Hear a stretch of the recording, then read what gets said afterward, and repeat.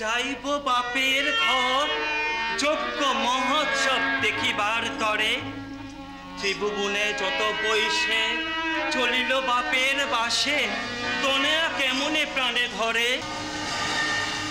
চরণে ধরিয়া সাধি কৃপা কর গুণনিধি যাইব গুণের দিবসের তরে চিরদিন আছে আস যাইব বাপের বাস নিবেদন নাহি করি ডরে পর্বত কাননে বসি নাহিক পাড়া পড়ছি সীমান্ত সিথিতে ছিল একদিন কোথা যাই জুড়াইতে নাহি ঠাই বিধি মোর কইল জন্ম দুঃখী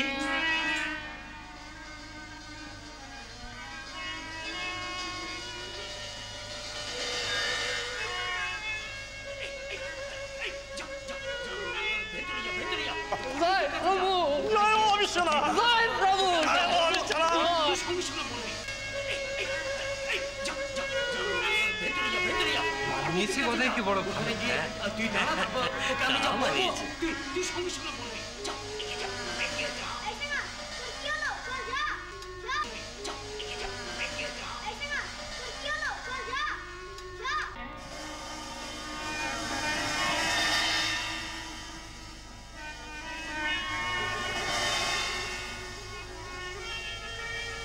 সুমঙ্গল সূত্র করে হইলাম তব ঘরে পূর্ণ হইল বর্ষর সাত দূর কর বিশ্বর সাত পুরায় মনের সাত মায়ের রন্ধনে খাবো ভাত শোনো প্রিয় আমার বাপ ঘরে যদি চলো হবে না ভালো অবশ্য হইবে বিলম্ব শোনো প্রিয় আমার বচন বাপ ঘরে যদি চলো তবে না হইবে ভালো অবশ্য বিলম্ব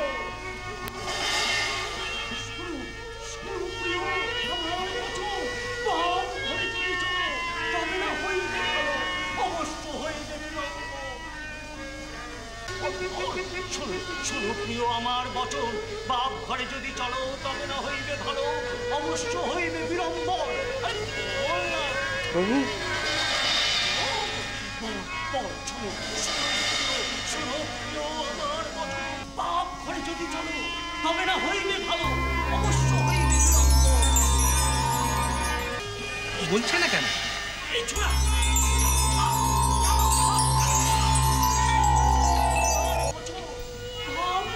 এই লক্ষণ আমার চেনা সীতানাথ বাবু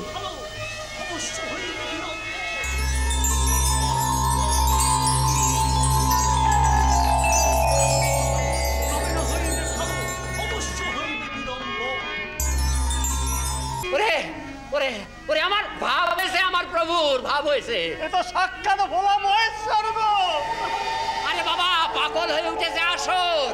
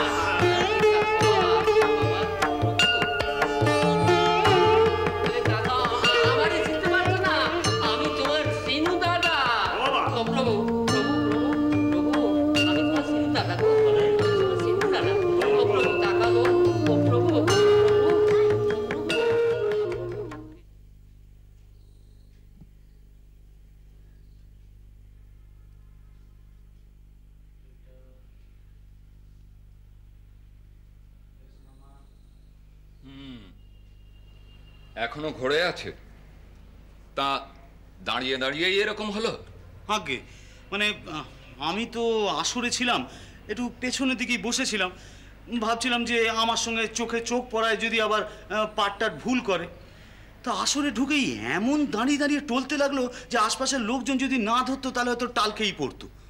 ও, বমি হয়েছিল কি আগে? মা,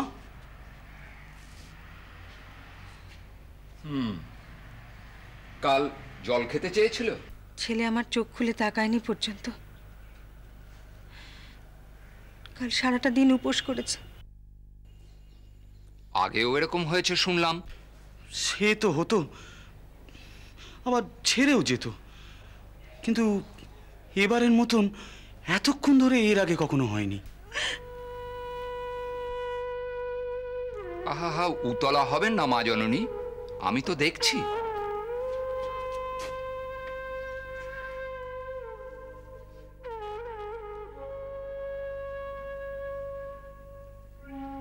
এ তো বড় অদ্ভুত উপসর্গ দেখছি।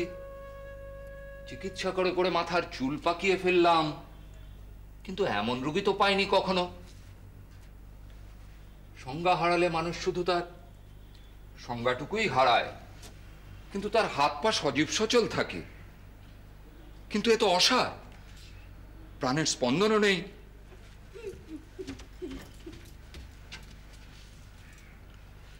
আচ্ছা, আগে কেউ এর কোনো চিকিৎসা করেছেন কি? আগে সে টোটকা দিয়েছিল কেউ কেউ। না না না, টোটকায় কি হবে? এ তো দুরারোগ্য প্রকৃতির বায়ু রোগ। সারবে না? না না, সারবে না এ কথা বলছি না, তবে হ্যাঁ, নিয়ম নিষ্ঠার মধ্যে থাকতে হবে। ওসব উপোস ব্রত পালন টালন একদম চলবে না। আচ্ছা, এইটুকু শিশু, তার এত সব পুজো আচ্চার দরকার কি?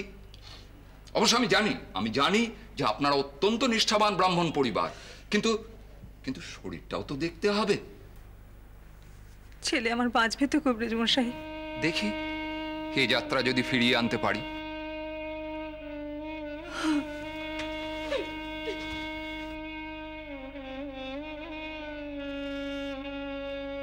কবিরাজ মশাই, কবিরাজ মশাই, আপনার দুটি পায়ে পড়ি। হা হা হা, এ কি করছো বাবা? না, দেখুন, ও আমার ছোট ভাই। আমি ছোটবেলায় আমার বাপকে হারিয়েছি। আমি নিজেও নিঃসন্তান। ও আমার পুত্রবৎ। আপনি যে কোনো উপায়ে, যে কোনো বিধানে ওকে বাঁচিয়ে তুলুন। প্রসন্ন। ও রামকুমার দাদা, এরম করছো কেন? কোনো রোগী হয়নি গদাইয়ের। গদাই, কি রে, ওঠ। তা তুমি কি করে বুঝলে মা? ওর সব ভাব আমি জানি। বাবা বাবা, তাহলে আর আমাকে ডেকে এনে অযথা বিড়ম্বনা বাড়ানো কেন? রোগী যখন হয়নি। না না, আপনি ওর কথায় কান দেবেন না। প্রসন্ন, কি সব আবল তাবল বকছিস? রোগ কি রোগ নয় সেটা তুই কবিরাজ মশাই থেকে বেশি বুঝিস? এ কে লাহামশাই? আমার মেয়ে। বাবা রামকুমার, তুমি যাও, উঠোনে গিয়ে চোখে মুখে একটু জল দিয়ে থিতু হয়ে নাও। আমি এখানে রইলাম, আমি ওর সঙ্গে কথা বলছি। তবু আমি জানি না কি করব আমি। শোনো গো মা জননী, চিকিৎসা বিজ্ঞান একটা শাস্ত্র। রোগ, উপসর্গ, লক্ষণ, প্রতিষেধক এবং চিকিৎসা সব মিলিয়েই এই শাস্ত্র রচিত। তোমাদের সব কুসংস্কার আর আবেগ দিয়ে একে খণ্ডন করা যায় না। শ্রীরাম কৃষ্ণ